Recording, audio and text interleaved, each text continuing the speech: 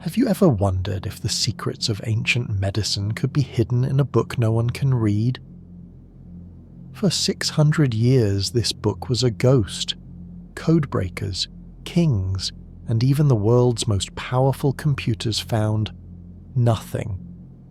But in late 2024, everything changed. We found a message hidden in the light.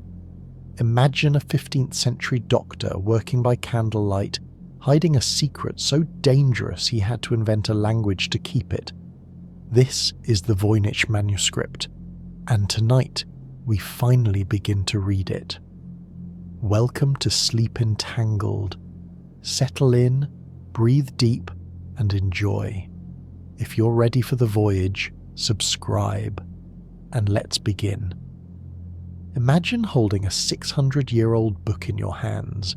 Its pages are soft vellum, animal skin transformed into something precious. The illustrations are breathtaking. Plants with roots that spiral like dancers, astronomical diagrams that shimmer with gold leaf, women bathing in pools of emerald liquid. The text flows across each page in elegant, confident strokes. It looks like it should be readable. Every instinct tells you that if you just stare long enough, the meaning will reveal itself, but it won't.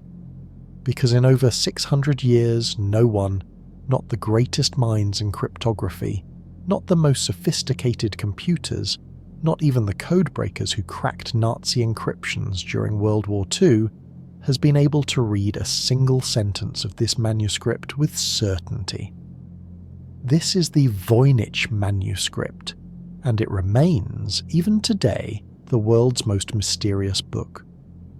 The modern story begins in 1912 in the library of a Jesuit college in the Villa Mondragone near Rome. A Polish book dealer named Wilfrid Voynich, yes, a real person with a fascinating life of his own, revolutionary bibliophile dealer in rare manuscripts, stumbled upon a collection of old books the Jesuits were selling.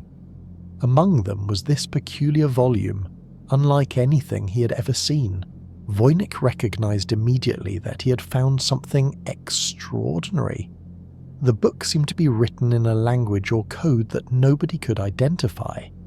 The illustrations depicted plants that appeared to exist nowhere on Earth.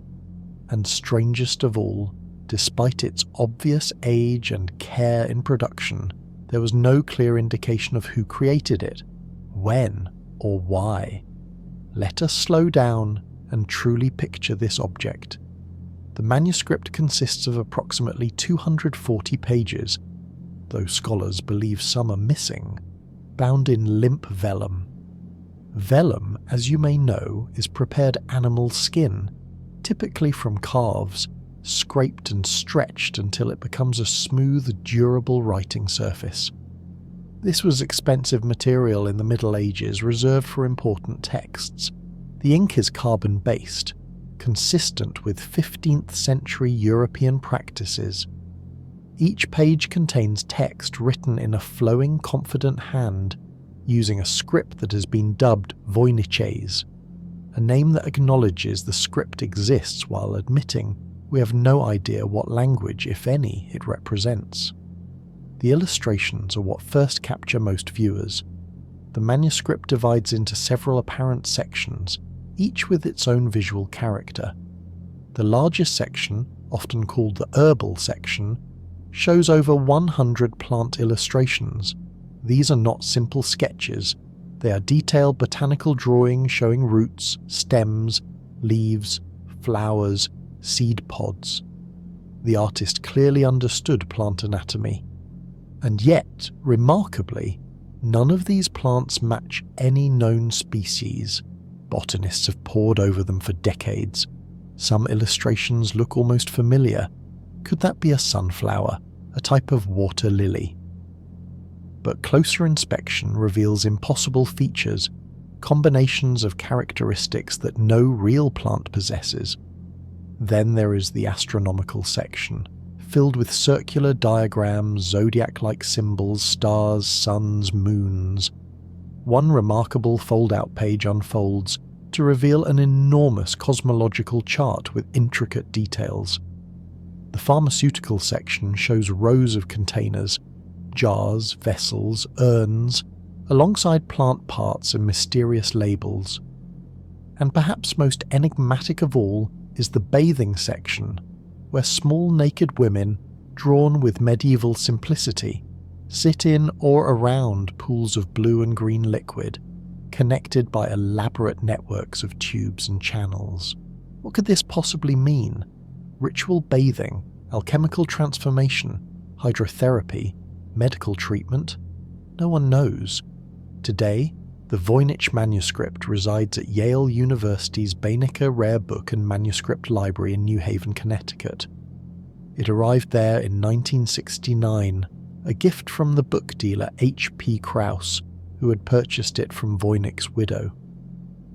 The Botanical Library did something wonderful in 2004. They created high-resolution digital scans and made them freely available online. Anyone, anywhere in the world can now examine every page in extraordinary detail. This democratization of access has unleashed a new generation of amateur and professional codebreakers, each convinced they might be the one to finally crack the code. But why does this manuscript matter? Why has it captivated scholars, scientists, conspiracy theorists, and curious minds for over a century?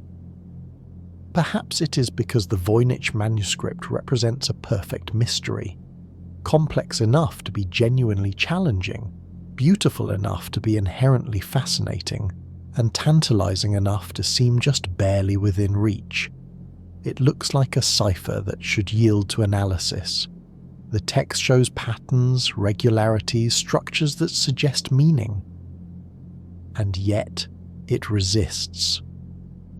Every approach that should work, statistical analysis, pattern recognition, linguistic comparison, computational brute force, produces results that seem promising but ultimately lead nowhere.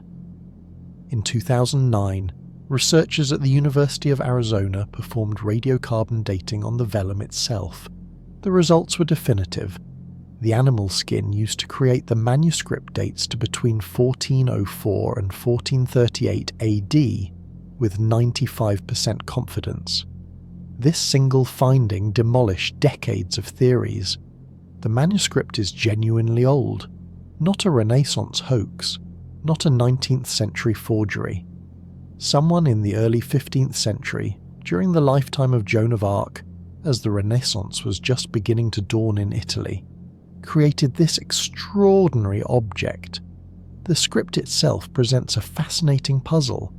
Voynichese uses between 20 and 30 distinct characters, depending on how you count variations. Some characters appear frequently, others rarely. The text flows naturally, without obvious corrections or hesitations. Whoever wrote this knew exactly what they were doing. Statistical analysis reveals that Voynichese exhibits properties similar to natural languages, certain patterns in how often letters appear, how they cluster together, even something approximating Zipf's law, which describes the frequency distribution of words in human languages. And yet, it also shows properties unlike any natural language. There are too few unique words. Words are too similar to each other. The structure is too regular, too predictable. Imagine finding a cookbook from another world. You recognize it must be about food. There are pictures of what might be fruits, processes that look like cooking, measurements of some kind. The layout suggests recipes, the structure implies instructions, but every ingredient is alien, every technique unfamiliar, every measurement using units you cannot comprehend. You know what this book is for, you simply cannot use it. That is the Voynich Manuscript. We know it is some kind of reference work, carefully organized, deliberately illustrated. We simply cannot access its knowledge. Recent analysis has revealed something remarkable. In 2020, researchers studying the handwriting identified not one scribe, but 5 distinct hands. 5 different people contributed to copying this manuscript. They divided the labour with apparent logic. All 5 worked on the lengthy herbal section, but individual scribes took responsibility for specific other sections. One person alone copied the entire astronomical section, suggesting specialised knowledge. This was not the work of a lone eccentric.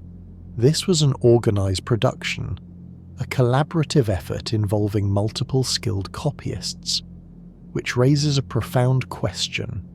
If 5 people could write fluently in Voynichese, this was a language or cipher system that could be taught, learned, practiced, and yet it has vanished so completely that we cannot even determine what language family it might belong to.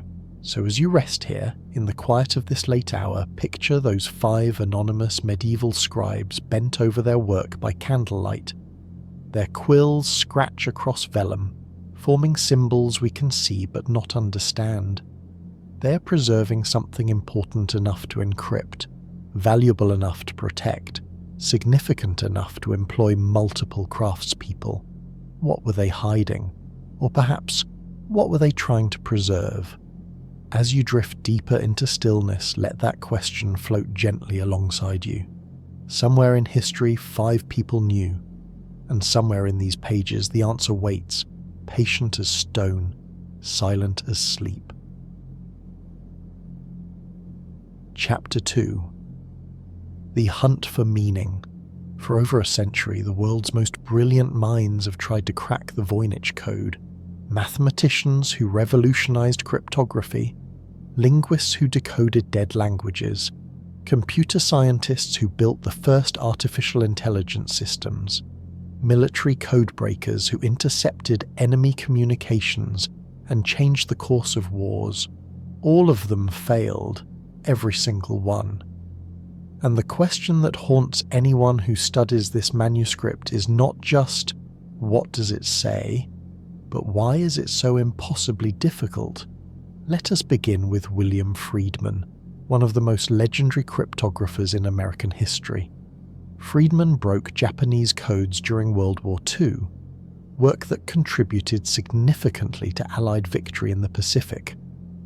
After the war, he became Director of Research for the National Security Agency, the NSA. This was a man who understood codes at a level few humans ever have, and William Friedman spent 40 years, 4 decades of his life, attempting to decipher the Voynich Manuscript. He organized study groups at the NSA. He applied every technique known to cryptography. He recruited brilliant colleagues, including his wife, Elizabeth Friedman, herself one of the greatest codebreakers of the 20th century. Together they attack the manuscript with methodical precision. They failed, not because they lacked skill or persistence, but because the manuscript refused to yield. Friedman began to suspect something that many researchers have since echoed. The Voynich manuscript might not be a simple substitution cipher where A equals Q and B equals R. It might be something far more sophisticated, what cryptographers call a verbose cipher, where single letters are encoded as groups of symbols, making the relationship between plain text and ciphertext exponentially more complex. Across the Atlantic, British codebreakers also took interest. John Tiltman, who had broken Soviet intelligence codes and worked at Bletchley Park during the war, studied the manuscript extensively. Tiltman was intrigued by what cryptographer Prescott Currier had discovered in the 1970s. The manuscript appeared to contain 2 distinct dialects, now called Currier A and Currier B. Different sections of the manuscript showed consistent but subtly different statistical properties, as if written in related but not identical variants of the same system. Imagine a book where half is written in British English and half in American English, similar enough to be clearly related, different enough to be systematically distinct. This suggested the manuscript was not random gibberish. It had structure, internal logic, patterns. As computers became more powerful, cryptographers hoped machine analysis might succeed where human insight had failed. In the 1970s, teams applied early computational linguistics methods. In the 2000s, researchers used advanced pattern recognition algorithms. In the 2000s, artificial intelligence and machine learning systems were trained on the manuscript. Some of these efforts produced tantalizing results, claims of partial decoding, suggestions that the language might be Hebrew, Arabic, or an artificial constructed language. But none have held up under scrutiny. Each promising lead evaporates upon closer examination.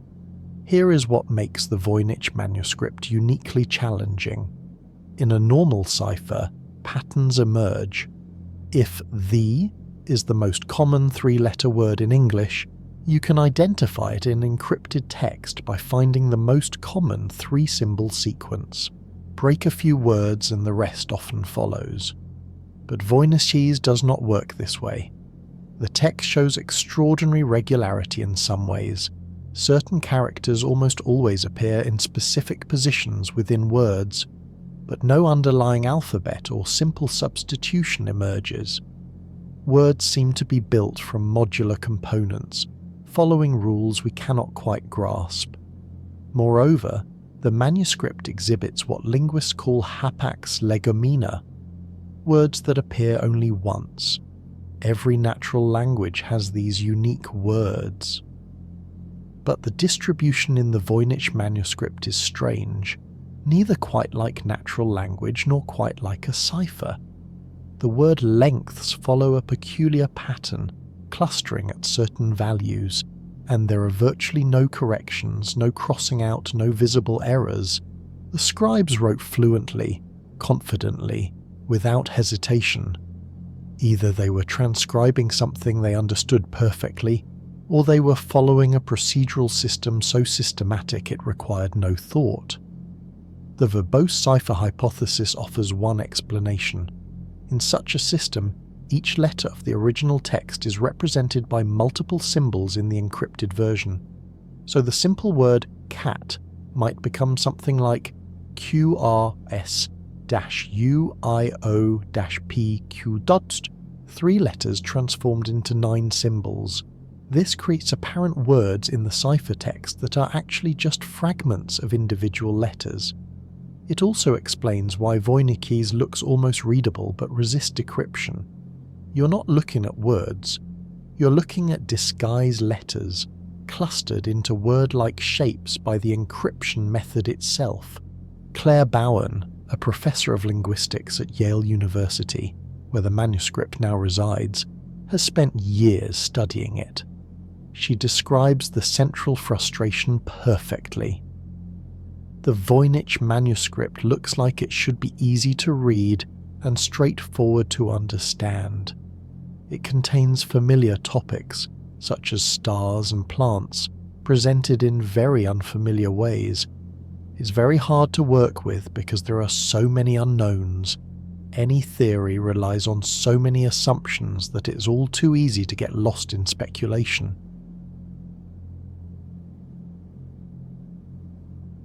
This is the trap, because the manuscript provides no Rosetta Stone, no parallel text in a known language. Any decryption attempt requires stacking assumption upon assumption. You must guess at the language, guess at the encryption method, guess at the purpose, guess at the context. And with each guess, you drift further from certainty and deeper into the realm of hopeful interpretation. Imagine trying to solve a jigsaw puzzle where every piece fits with every other piece. You can build countless pictures, all seemingly correct, none definitively wrong. The blue piece could go here or there. That corner might be sky or ocean. What looks like a tree might actually be a tower. You can construct a complete image, admire your work, feel satisfied, and then someone else builds a completely different picture using the same pieces, equally valid, equally plausible. That is the Voynich manuscript. The text accepts multiple interpretations while confirming none. It is Rorschach test and cryptographic puzzle combined, reflecting back whatever pattern we hope to find. Lisa Fagin Davis, Executive Director of the Medieval Academy of America and one of the world's leading experts on the manuscript, puts it simply. The biggest problem is that we are unable to read it. Linguists and cryptologists continue to apply sophisticated analytics to the text in order to discern underlying patterns, but to no avail so far. The more data we have, the more the work can move forward. She is both pessimistic and optimistic, acknowledging failure while trusting that persistence, new technology, and deeper analysis might eventually yield results. What is remarkable is the persistence. Failure has not deterred effort. If anything, each failed attempt seems to inspire new researchers to try. There is something about this manuscript that refuses to release its grip on human curiosity. Perhaps it is the beauty of the illustrations. Perhaps it is the tantalizing near readability of the text.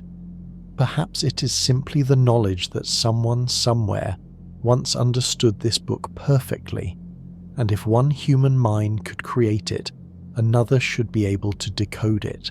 Or perhaps, and this thought occurs to everyone who studies the manuscript, perhaps it is unsolvable.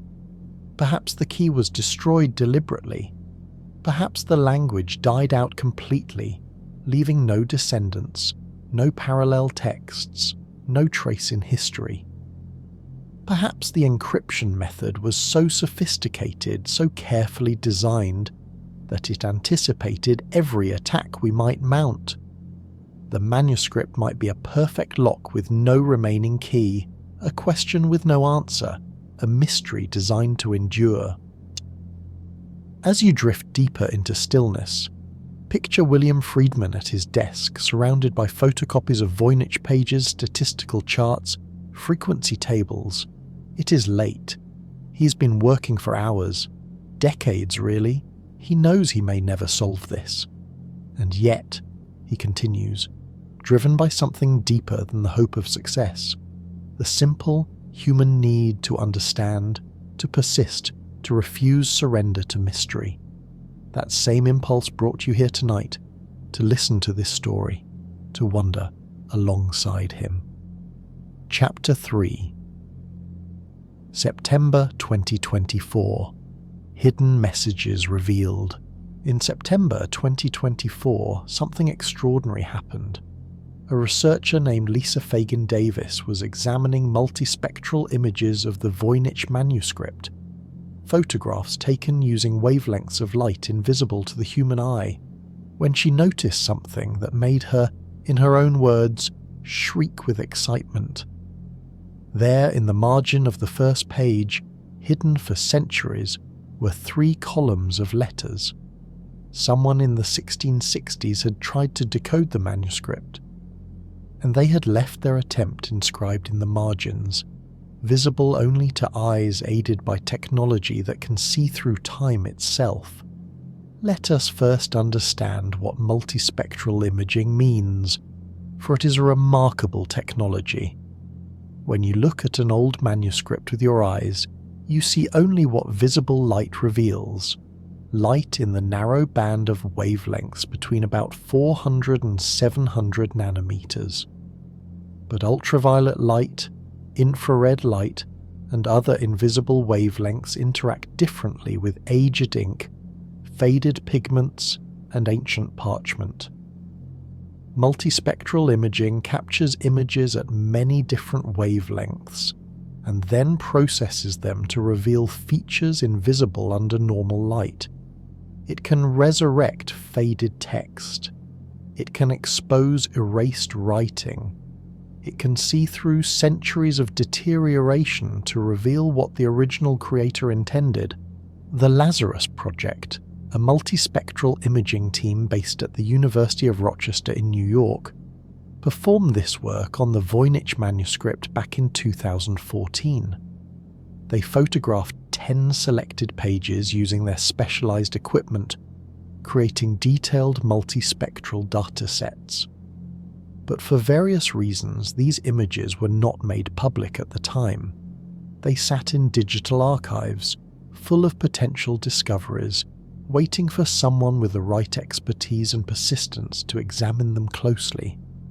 In 2024, Roger Easton of the Rochester Institute of Technology, who'd been part of the original imaging team, reached out to Lisa Fagin Davis. He knew she was one of the world's leading experts on medieval manuscripts. He asked if she would be interested in analysing the multispectral images. She was. And when she began her examination, focusing particularly on the first page of the manuscript, she found what had been invisible for over 3.5 centuries. 3 columns of writing appeared in the right-hand margin. 2 columns contained letters of the Roman alphabet, the familiar letters we use in English and other Western European languages. The 3rd column contained Voynich's characters. This was clearly an attempt at creating a key, a cipher wheel, a translation guide. Someone had been trying to map the mysterious symbols to known letters, seeking the pattern that would unlock the text. But who wrote these marginal notes? Fagin Davis is an expert in medieval and early modern handwriting, trained to recognize individual scribal hands the way you might recognize a friend's handwriting on a birthday card. She compared the newly revealed letters to samples from people known to have owned or interacted with the Voynich Manuscript over the centuries. And she found a match. The handwriting belonged to Johannes Marcus Marci, a physician in Prague who owned the manuscript from 1662 until his death in 1665. Marci was no ordinary doctor. He was a polymath, physician, physicist, scholar of optics, and friend of many of the great intellectuals of his time.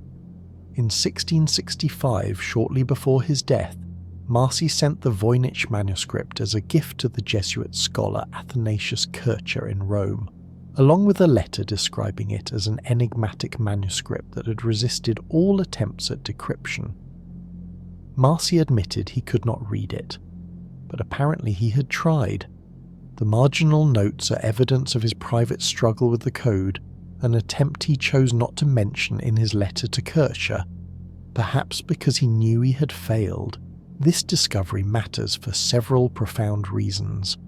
First, it definitively proves that the manuscript is not a modern hoax. By the 1660s, the manuscript was already old, already mysterious, already encrypted beyond Marci's ability to solve.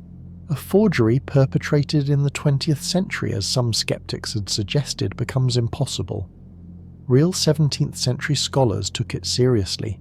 Real 17th century scholars failed to read it. The mystery extends back at least 360 years, probably much further.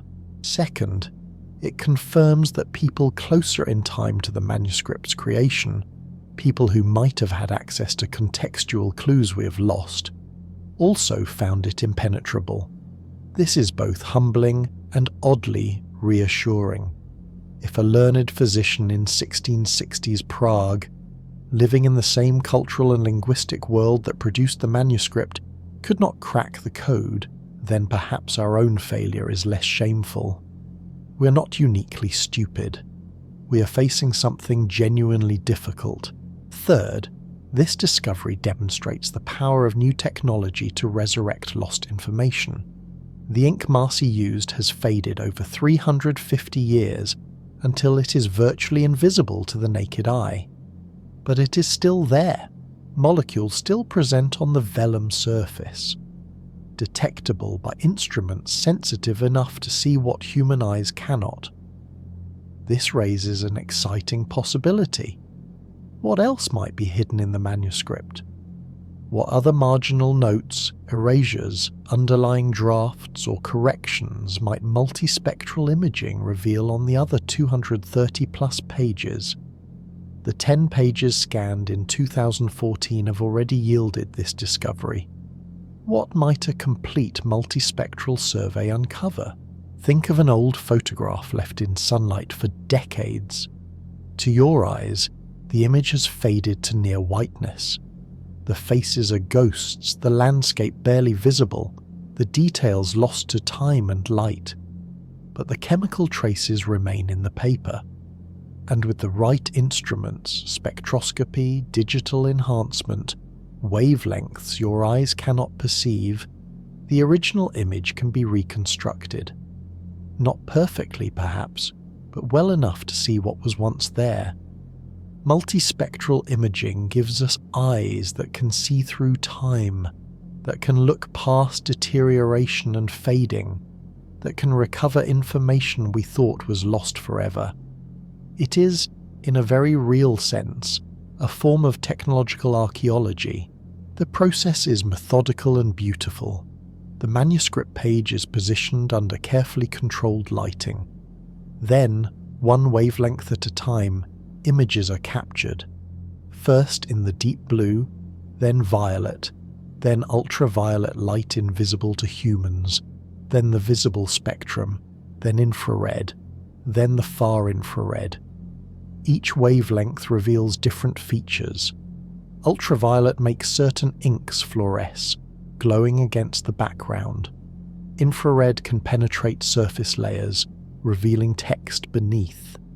When all these images are combined and processed by specialized software, features emerge that no human eye, no matter how keen, could ever see.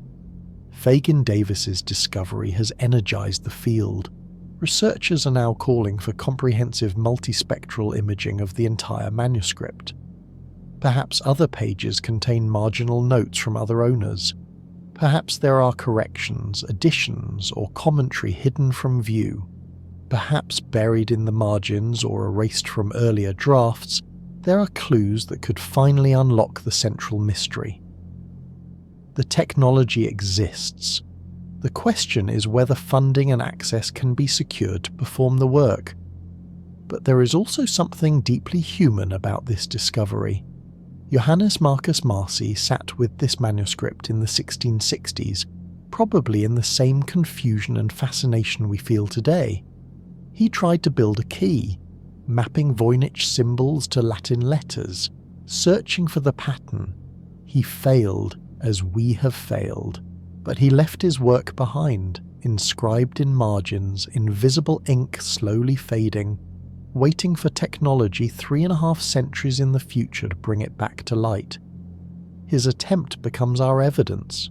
His failure becomes our data point. Across the centuries we reach toward each other, united by the same mystery, the same hope, the same ultimate frustration. This discovery reminds us that manuscripts are not static objects. They are palimpsests of history, accumulating layers with each owner, each reader, each era. The Voynich manuscript carries not only its original 15th century content, but also the marks of everyone who has struggled with it since. Marci's notes join a chorus of voices. Baresh, who owned it before Marci and also failed to read it. Kircher, who received it and could not decode it. Voynich, who bought it and made it famous. Friedman, who devoted his life to it. Bowen and Fagin Davis and all the modern scholars who continue the work. Each generation adds its layer, its insights, its failures, its hopes. So as you drift towards sleep, imagine those invisible letters glowing back into existence after 350 years of silence. Picture the multispectral camera, scanning wavelength by wavelength, patient as time itself. See Fagin Davis at her computer, processing the images, and then, there, the letters appear, faint but undeniable, reaching across centuries. Marci's hand, preserved by technology he could never have imagined, speaking to us at last. The manuscript keeps its central secret, but the margins whisper, and sometimes a whisper is enough. Rest now in the quiet confidence that mysteries can yield, that time can be reversed, that what is hidden can, with patience and technology and care, be seen again. Sleep Chapter 4: Plants that never existed. The herbal section of the Voynich Manuscript contains over 100 plant illustrations. They are exquisite, roots spreading like veins, stems curving with organic grace, leaves detailed down to their serrations, flowers blooming in careful arrangement. The artist clearly understood botanical anatomy. These are not crude sketches, they are pharmaceutical drawings, the kind you would find in a medieval apothecary's reference manual, meant to help identify plants for medicinal use. There is just one extraordinary problem: none of these plants exist, or perhaps more accurately, none of them exist quite as shown. Botanists have pored over these illustrations for decades, trying to match them to known species. Some appear tantalizingly close to real plants. That one looks almost like a sunflower, but sunflowers are native to the Americas and were unknown in Europe before Columbus. Could it be a different composite flower? Perhaps, but the leaves are wrong, the structure odd. Another drawing resembles a type of water lily, except the roots are impossible, and the flower configuration does not match any known aquatic plant. Again and again, researchers encounter this frustrating near match. The plants feel familiar, almost recognizable, yet remain stubbornly unidentifiable. Several theories attempt to explain this botanical mystery. Perhaps these are real plants, but deliberately disguised. In traditional Chinese medicine and medieval European herbalism alike, valuable medical knowledge was often encoded to protect trade secrets.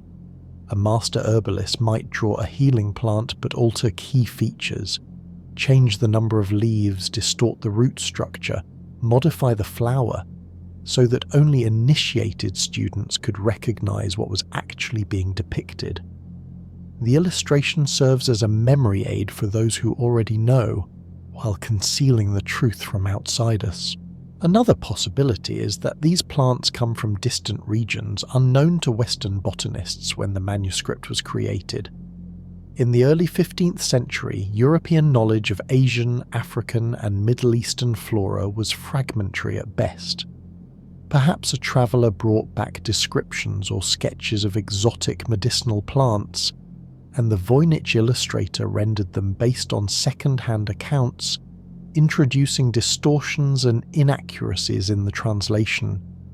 The plants might be real, just poorly documented, or perhaps some of these species are now extinct. 15 centuries of agriculture, deforestation, and climate change have eliminated countless plant varieties. Medieval herbalists had access to species we will never see. It is sobering to imagine that some of the Voynich plants might have once grown in Italian gardens or alpine meadows, their medicinal properties carefully catalogued, before vanishing entirely from Earth. The manuscript would then be a botanical tomb, preserving images of the lost. There is also the alchemical interpretation. In medieval alchemy, plants often represented not physical species but symbolic concepts. A drawing of a plant with 3 roots might symbolize the alchemical trinity: sulfur, mercury, salt. The colors, the number of leaves, the shape of the flower, all could carry coded meaning within an allegorical system. The illustrations would not be botanically accurate because they were never intended to depict actual plants. They are visual metaphors, ingredients in philosophical recipes for spiritual transformation. And then, of course, there remains the possibility that the plants are pure invention. An artist with botanical knowledge could easily create plausible but non-existent species, combining features from multiple real plants into convincing hybrids. This fits the hoax theory. Create something that looks authentic enough to deceive buyers, but contains no actual information. Yet even this explanation struggles with certain details. The root systems, for instance, show sophisticated understanding of how medicinal compounds concentrate in roots. The pharmaceutical precision suggests knowledge, not mere artistic fantasy. Recent analysis has identified some intriguing clues about the manuscript's origin. One page contains a small architectural detail, a castle with distinctive crenellations called swallowtail merlons. This specific style of fortification was particularly common in northern Italy, especially around Verona and the Veneto region. Another illustration shows a figure wearing what appears to be a Florentine hat. These architectural and cultural markers point toward an Italian origin, consistent with the carbon dating that places the manuscript's creation in the early 15th century, during the height of the Italian Renaissance. Northern Italy in the 1400s was a centre of medical and alchemical learning. Universities in Padua, Bologna, and Venice trained physicians in the classical Greek and Arabic medical traditions. Alchemical manuscripts from this region show similar stylized plant illustrations, where botanical accuracy is subordinated to symbolic meaning. If the Voynich manuscript was created in this milieu, it would have existed within a sophisticated culture of encoded medical knowledge, where secrecy was not paranoia but professional necessity. As someone who has studied both traditional Chinese medicine and cellular biology, I find these botanical illustrations particularly fascinating. In Chinese materia medica, plants are often illustrated with emphasis on their energetic properties rather than purely physical accuracy. The drawing might exaggerate the root system if that is where the medicinal key concentrates, or stylize the flower if its essence is the therapeutically active component. The goal is to convey healing function, not botanical taxonomy. The Voynich plants might operate on similar principles, accurate in a medicinal sense, even if botanically impossible. Imagine a master herbalist's private notebook. The plants are drawn from memory, perhaps years after first encountering them. Details blur, features merge, the mind fills gaps with assumptions. What emerges is not photographic accuracy but something stranger, a memory of healing, rendered in ink and pigment, the root that cured the fever, the flower that stopped the bleeding, the leaf that brought sleep. Not as they precisely were, but as they were experienced, remembered, transformed by use into something more than mere botany. Again, the illustration serves as a memory aid for those who already know, while concealing the truth from outsiders so that only initiated students could recognize what was actually being depicted. The pharmaceutical section of the manuscript supports this interpretation.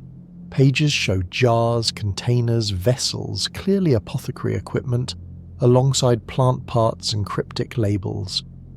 The arrangement suggests recipes, preparations, formulations. This is practical medicine, not pure philosophy. Someone was documenting how to prepare these substances, how to store them, perhaps how to administer them. The care taken in illustrating the containers, the precision in depicting the plant parts being processed, all point toward functional pharmaceutical knowledge. So, as you settle into quietness, picture a medieval garden that may never have existed except in healing hands and hopeful minds. Plants that grow in the space between what is and what cures, between botanical fact and medical truth. The Voynich flowers bloom in that impossible garden still, their roots drinking from wells of mystery, their leaves catching light that reveals nothing yet illuminates everything. Rest now among these impossible botanicals, these plants of dream and pharmacology, growing patiently in margins of the knowable, waiting for recognition that may never come. Chapter 5. The Women in the Water. Perhaps the strangest section of the Voynich manuscript shows naked women bathing. Dozens of them, drawn with medieval simplicity, sit in or around pools of coloured liquid. vivid blues and greens that seem almost luminescent on the ancient vellum. The pools connect through elaborate networks of tubes and channels, creating complex diagrams that look simultaneously biological and mechanical. Scholars puzzled over these images. Were they alchemical symbolism, spiritual purification rituals, astronomical allegories? And then, in April 2024, two researchers published a study that proposed something far more concrete and controversial. These images, they argued, encode gynecological and reproductive health information, medical knowledge about women's bodies that had to be hidden because it was dangerous to possess. The study, published in the journal Social History of Medicine, was authored by medical historians who had spent years researching how medical knowledge, particularly regarding women's health, was censored and encrypted in medieval and Renaissance Europe. They discovered something remarkable. The bathing section's imagery aligns strikingly well with known medieval practices in hydrotherapy, the use of therapeutic baths to treat gynecological conditions. The tubes and channels connecting the pools could represent reproductive anatomy, uterine systems, fallopian pathways, rendered in symbolic form. The different coloured liquids might indicate different medicinal preparations, herbs and minerals dissolved in water at specific temperatures for specific treatments. Why would such knowledge need to be encrypted? To answer this, we must understand the cultural context of 15th century Europe. A Bavarian physician named Johannes Hartlieb, who lived from approximately 1410 to 1468, exactly the time and place the Voynich Manuscript was likely created, wrote extensively about the danger of medical knowledge falling into the wrong hands. Hartlieb was particularly concerned about what he called women's secrets, knowledge regarding contraception, abortion, and female reproductive health. We explicitly recommended using secret letters, ciphers, or coded alphabets to obscure recipes and procedures that could be misused or that might bring condemnation from religious authorities. Hartlieb's fears were not paranoid. The researchers conducting this 2024 study uncovered numerous examples of medical censorship from the same period. They decoded a 21-line cipher from late medieval northern Italy, the very region where the Voynich Manuscript likely originated, and found it concealed a gynecological recipe that included an abortifacient, a substance that induces miscarriage. Many medical manuscripts from this era show evidence of deliberate erasure or removal. Pages have been torn out. Specific words, usually plant names or terms for reproductive anatomy, have been scratched away. Entire chapters have been destroyed. Women's medical knowledge was actively suppressed, and healers who possessed it faced real danger. The practice of therapeutic bathing for women's health was well established in medieval medicine. Different temperatures, different herbal infusions, different minerals dissolved in the water, all were believed to have specific therapeutic effects.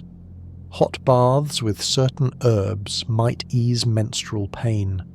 Cool baths with others might reduce inflammation. Sitz baths, where only the pelvic region is immersed, were prescribed for post-childbirth recovery, for treating infections, for regulating cycles. This was not mysticism. This was empirical medicine, treatments refined over generations through careful observation of what helped and what did not. Traditional Chinese medicine, interestingly, has a parallel practice. Herbal sitz baths, where medicinal plants are steeped in water and the patient sits in the infusion, remain a standard treatment for gynecological conditions. Formulas are specific to the diagnosis. One combination of herbs for postpartum recovery, another for menstrual irregularities, yet another for chronic pelvic pain. The temperature of the water, the duration of the treatment, the specific plants used, All are carefully calibrated. This knowledge passes primarily through apprenticeship and practice, recorded in texts but truly understood only through experience and teaching. It is easy to imagine similar knowledge in medieval Europe, transmitted through similar channels, equally practical and equally subject to suppression if it challenged religious or social authority. The researchers propose that the largest circular diagram in the manuscript, a complex chart with interconnected pools and channels, might represent both sexual anatomy and the process of conception, rendered simultaneously as map and symbol. Medieval medical theory held that women's bodies operated according to humoral principles, balancing hot and cold, wet and dry. Treatments aimed to restore proper balance.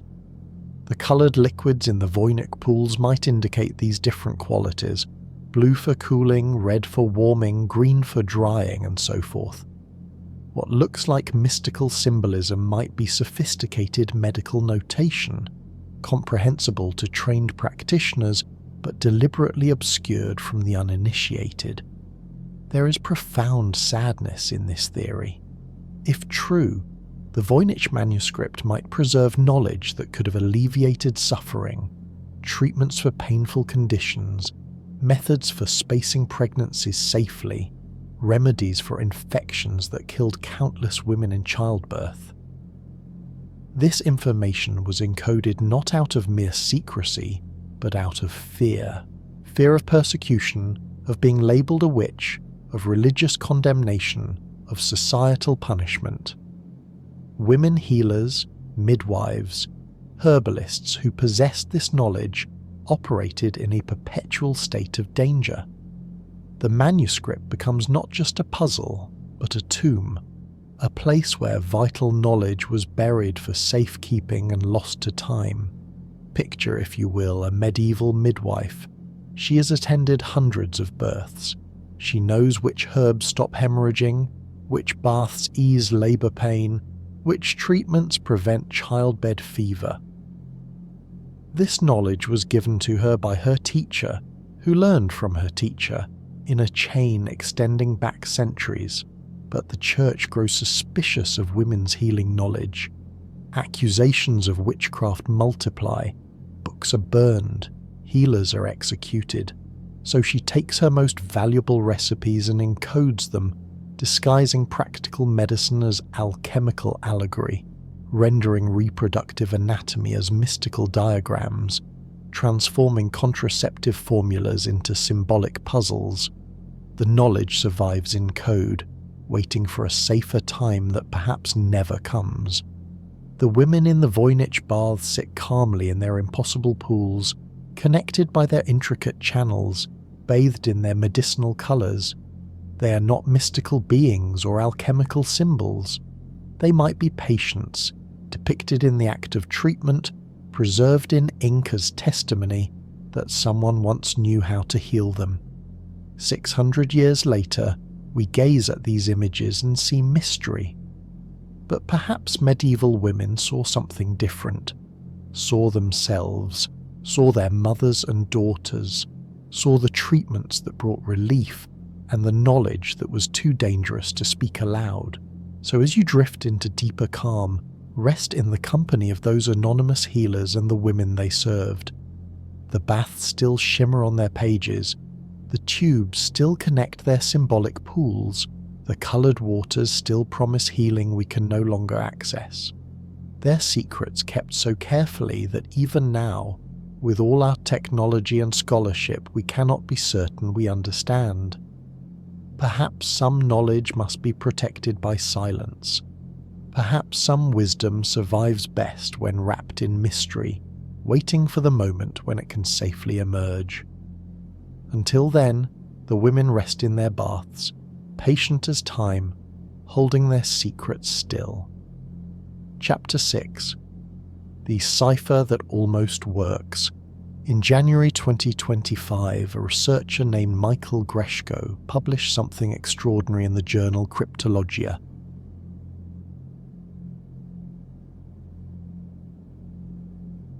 For decades, cryptographers had been trying to decode the Voynich Manuscript, attempting to transform its mysterious Voynichese text into readable language. Greshko took the opposite approach. He created a cipher system that could encode ordinary Latin and Italian text to produce output that looks remarkably like Voynichese. He did not crack the code. He proved that such a code could have existed in the 15th century, using only tools and knowledge available at the time, and in doing so he transformed the entire debate about the manuscript's authenticity. Greshko called his system the Nebe cipher, named after the Italian word for playing cards, because it uses dice and cards as randomization devices. The cipher is what cryptographers call a verbose substitution cipher, a method where single letters in the original text get transformed into groups of symbols in the encrypted version. So the word medicine might become something like Kolain Sheain or Eishiain. 3 individual letters produce 7 apparent words in Voynichese. This explains one of the manuscript's most puzzling features, why it has so many short, repetitive words that nevertheless resist decryption. The beauty of Greshko's system is its historical plausibility. It requires no computers, no advanced mathematics, no knowledge beyond what a clever 15th century scholar might possess. You need only a set of substitution tables, lists showing which letter combinations map to which Voynich symbols, a set of dice to introduce controlled randomness, and a deck of playing cards to select between alternative encodings. All of these materials existed in Renaissance Italy. Someone could have created this cipher sitting at a desk with parchment, ink, dice and cards, working entirely by hand. When Greshko applied his cipher to sample texts, passages from medieval Latin medical manuscripts, Italian alchemical treatises, the output displayed statistical properties eerily similar to the actual Voynich manuscript. The distribution of symbol frequencies matched. The typical word lengths aligned. Certain positional patterns that had puzzled researchers for years appeared naturally in the cipher output. Even the peculiar clustering of certain symbol combinations, which had seemed like evidence of natural language structure, emerged automatically from the encoding process. This is significant because it demonstrates something crucial. You do not need to invoke magic, aliens, or impossibly advanced knowledge to explain the Voynich manuscript's peculiar properties. A sufficiently clever cipher, designed with care and executed with consistency, can produce text that exhibits all the strange features that have made the manuscript so difficult to decode. The mystery becomes solvable in principle, even if we have not yet found the specific solution. However, Greshko is careful to emphasize limitations. The Nebe cipher is a proof of concept, not a claim to have decoded the actual manuscript. He has shown that such a system could exist, not that it did exist. Moreover, even if the real Voynich manuscript uses a verbose substitution cipher that does not automatically tell us what language lies underneath, it could be Latin, Italian, Hebrew, Arabic, or an entirely invented language. The cipher method and the underlying language are separate mysteries. Solving one does not necessarily solve the other. Still, the implications are profound. For years, skeptics argued that the manuscript must be a hoax because its statistical properties were too strange to be either natural language or a simple cipher. If it is not readable language and not a basic code, what else could it be except elaborate nonsense? Greshko's work answers that challenge. It could be a sophisticated cipher, designed with techniques we understand but have not yet successfully applied. The hoax theory loses its strongest argument. Experts have welcomed Greshko's study as an important contribution. Lisa Fagin Davis, whose discovery of the marginal notes we discussed earlier, called it a useful benchmark, not a definitive answer. The work provides a framework for testing future theories. If someone claims to have decoded the manuscript, their proposed method can now be compared against the Naibe cipher. Does it produce better statistical matches? Does it yield coherent plaintext? Does it explain features the Naibe cipher cannot? These become measurable questions rather than matters of speculation. The research also sharpens our understanding of what questions to ask. Instead of asking, "Is the Voynich manuscript readable or gibberish?" a binary that has frustrated progress, we can now ask more nuanced questions. What encoding method might have been used? What language family might the plaintext belong to? What combination of substitution and randomization would produce exactly these statistical signatures? The problem becomes more tractable, even if still unsolved. Imagine you discover mysterious footprints in snow. For years, people argue, no known animal makes tracks like these. Then someone demonstrates that a fox, walking backwards while slightly injured, would leave exactly such prints. You have not proven it was a fox, but you have shown the tracks are not supernatural, not impossible, not evidence of unknown creatures. They fall within the realm of the explainable, even if the specific explanation remains uncertain. That is what Greshko accomplished. The Voynich manuscript's strange properties need not imply anything impossible. They can emerge from clever but entirely human cryptographic design. This brings us to a deeper question about the nature of the knowledge and secrecy. If the manuscript is indeed an encrypted medical text, as the gynecological theory suggests, then the creator possessed two kinds of expertise: medical knowledge worth protecting, and cryptographic skill sufficient to protect it. That combination is rare but not impossible. Physicians in Renaissance Italy often had mathematical training. Scholars versed in alchemy understood symbolic transformation. Someone with both medical learning and cryptographic cleverness could have designed exactly such a system. The manuscript would then represent an extraordinary act of preservation.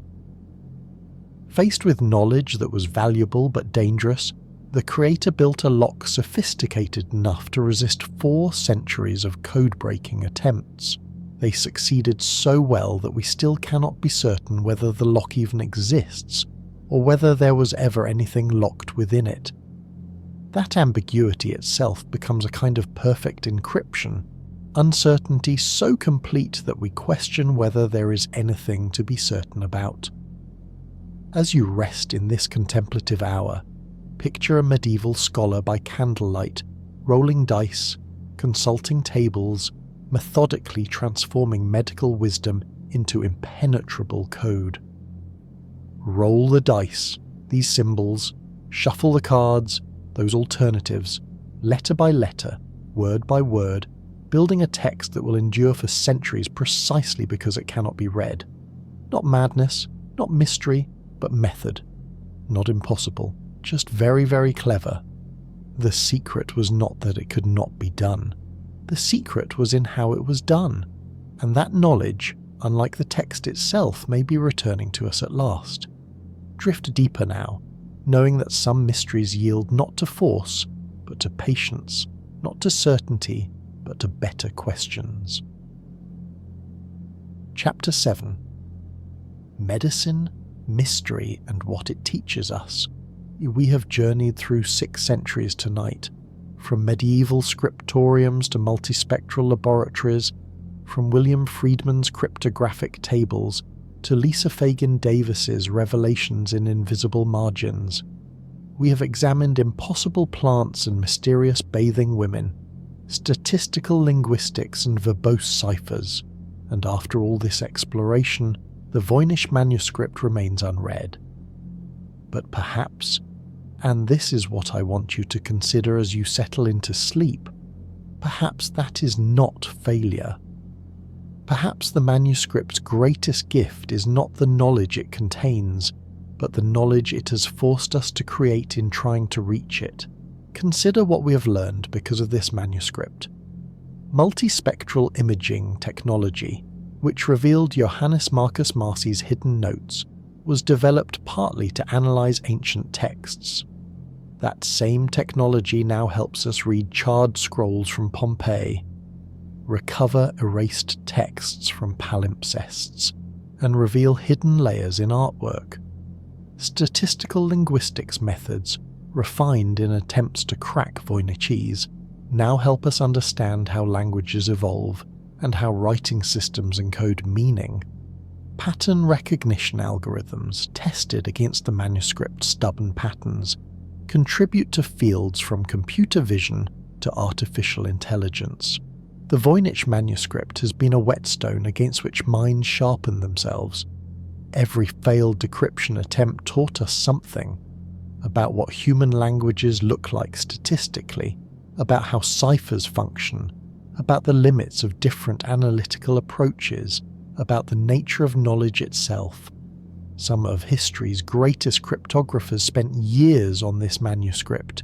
They failed to read it. But in failing, they developed methods and insights that succeeded in countless other domains. The manuscript was teacher even in remaining silent. It has also taught us about the medieval world in unexpected ways. The careful study of this single object has revealed how medical knowledge was organized, how books were produced, how illustration styles evolved, how botanical information was recorded, how women's health knowledge was suppressed and protected. We know more about 15th century Italian manuscript culture because of the Voynich manuscript than we would if it had been easily readable. Mystery demands closer attention than certainty ever does. As someone trained in both traditional Chinese medicine and biomedical science, I see parallels to how we approach ancient healing systems today. Western science often tries to decode traditional medicine, to extract the active compounds, to validate the mechanisms, to translate empirical wisdom into molecular biology. Sometimes this works beautifully. The Nobel Prize was awarded for artemisinin, an anti-malarial drug derived from a Chinese medicinal plant used for 2,000 years. The traditional knowledge pointed the way. Modern chemistry explained how it worked. We all are. But sometimes the translation is impossible, not because the traditional knowledge is wrong, but because it operates in a different paradigm entirely. Concepts like qi, meridians, hot and cold energetics, these do not map neatly onto Western anatomical models. You can try to force the translation, to decode one system using another's vocabulary, but something essential gets lost. Perhaps some wisdom is inherently non-translatable. Perhaps understanding requires not decryption, but a different way of seeing altogether. The Voynich manuscript might be teaching us a similar lesson. We assume that if we could just break the code, we would understand. But what if understanding requires not just reading the words, but inhabiting the worldview that produced them? What if a 15th century Italian physician, steeped in humoral theory and alchemical philosophy, could read the text perfectly, but still could not explain it to us in terms we would find satisfying? The gap might not be linguistic, but conceptual, not about translation, but about fundamentally different ways of knowing. This thought humbles us, as it should. We possess technologies those medieval scribes could never have imagined. Computers that process billions of calculations per second, imaging systems that see beyond human perception, global networks connecting scholars across every continent. Yet one manuscript, created with quill and vellum and careful hands, still eludes us. Human creativity, it turns out, can build locks that human ingenuity, even augmented by machines, cannot pick. That is simultaneously frustrating and wonderful. The manuscript will likely outlast all of us. It survived 600 years. It will survive 600 more. Future scholars, with technologies we cannot yet conceive, will examine it with fresh eyes. Perhaps artificial intelligence will eventually decode it. Perhaps some historical discovery, a key found in an unrelated archive, a parallel text unearthed from a forgotten library, will suddenly illuminate what centuries of effort could not. Or perhaps it will remain forever mysterious, an eternal question that each generation answers differently, each finding in it a reflection of their own hopes and methods and limitations. What, then, should we take from this journey? First, perhaps that mystery has a value in itself. Not every question requires an answer to be worth asking. The search can be more enriching than the finding. The Voynich Manuscript has given centuries of people something to wonder about, a focus for curiosity, a reminder that the world still holds secrets. In an age that sometimes feels completely mapped and explained, here is something that refuses to yield. That is a gift. Second, that knowledge comes in many forms and travels many paths. Medical wisdom in the Voynich plants, if that is what they represent. Cryptographic ingenuity in the cipher, if cipher it is. Artistic skill in the illustrations. Collaborative effort in the 5 scribal hands. Material craftsmanship in the vellum and ink. All of this is knowledge, preserved or lost, encrypted or revealed, depending on how we look and what we bring to the seeing. And third, that some things are meant to be approached gently, patiently, with humility. The manuscript has resisted force, computational brute force, intellectual force, the insistent force of wanting to know. Perhaps it will yield to a different approach, to patience, to openness, to the willingness to be uncertain, to the acceptance that understanding might come slowly or not at all, and that this too is acceptable. Imagine a garden that exists only in potential. The plants have not yet bloomed, but the seeds are there, waiting for the right conditions. You can study the seeds, measure them, analyze their chemistry, predict their probable form, but until they grow, you have not truly seen what they will become. The Voynich Manuscript is such a garden. We can examine it endlessly, and we should, but the full flowering of understanding might require patience beyond what any of us individually possess. The patience of generations, the slow accumulation of knowledge, the chance convergence of just the right insight with just the right method at just the right moment. So rest now in the knowledge that some mysteries endure. Rest in the company of all who have wondered before you, medieval physicians and Renaissance collectors, cryptographers and linguists, amateurs and experts, each adding their small contribution to the great collective effort of understanding. The Voynich Manuscript will be here tomorrow, still beautiful, still silent, still waiting. But tonight it has done its work. It has given you wonder, questions, the sweet uncertainty that makes curiosity possible. That is enough. That has always been enough. The plants bloom in their impossible garden. The women rest in their coded baths. The symbols march across the pages, meaning something or nothing, treasuring secrets, or simply embodying the human impulse to encrypt, to protect, to preserve. Sleep now. Dream in unreadable languages. Wake to a world still full of mystery. We have journeyed through 6 centuries of mystery tonight, from medieval Italy to modern multispectral laboratories, from impossible plants to coded bathing pools, from failed decryptions to new possibilities. The Voynich Manuscript remains unread, but perhaps more understood than ever, not in its words, but in what it teaches us about knowledge itself, about the many ways humans preserve and protect what they value, about the beautiful stubbornness of genuine mystery. If these midnight explorations bring you peace and wonder, a subscription helps others find their way here too. And if you're curious about other mysteries where ancient medicine meets modern science, the quantum biology of healing, the neurochemistry of meditation, the cellular wisdom of traditional herbalism. You will find them here as well, waiting in contemplative darkness. This is Sleep Entangled, where the mysteries of history and the mysteries of healing merge into something larger than both. The Voynich Manuscript will be here tomorrow, still silent, still beautiful, still teaching without speaking. But for tonight, it has given you what it can: wonder, questions, and the recognition that some doors remain locked not because we lack keys, but because the mystery itself is the treasure.